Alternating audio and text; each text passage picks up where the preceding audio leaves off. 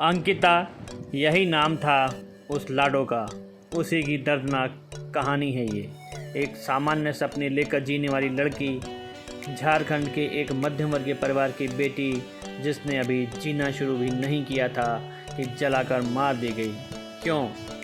क्योंकि किसी शाहरुख का दिल आ गया था उस पर। उसे जबरन बेगम बनाकर अपने साथ रखना चाहता था। एक पढ़ी लिखी लड़की किसी जाहिल से विवाह का प्रस्ताव क्यों कर स्वीकार करती, सो मना कर दिया। शाहरुख को बात चुप गई। वही बर्बर मुगलिया सोच, जो पसंद आ गई वह मेरी है। खिलजी से लेकर अकबर तक सब ने यही तो सिखाया है। किसी भी अंकिता की इतनी औकात क्यों हो कि वह किसी बर्बर शाहरुख की बात काट दे।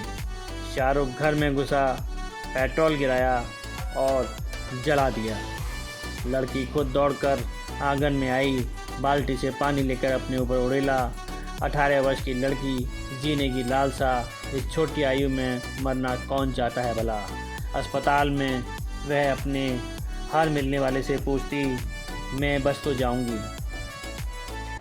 पर वह नहीं बची। 90% जल गई थी ना, कैसे बचती। जीवित जला दी गई। लड़की की पीड़ा कोई नहीं समझ सकता। कितना तड़पी होगी और उसके तड़पने से कितना खुश हुआ होगा शाहरुख। इसीलिए तो जलाया था। कहता था, मेरी ना हुई तो तड़पा तड़पा कर मार डालूँगा। कोई नेता, पत्रकार उससे मिलने अस्पताल तक नहीं गया। क्यों जाता? राजनीति लायक मुद्दा नहीं था ना ये। मर गई तो मर गई। यह राजनीति और पत्रकारिता की संवेदना का स्तर है।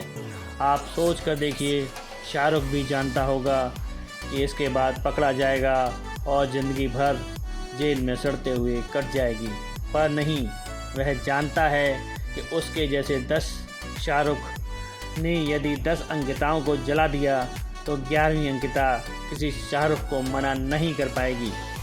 वह अपने मिशन में सफल है। यही उसकी विजय है। पूरा खेल खौफ फैलाने का जो है।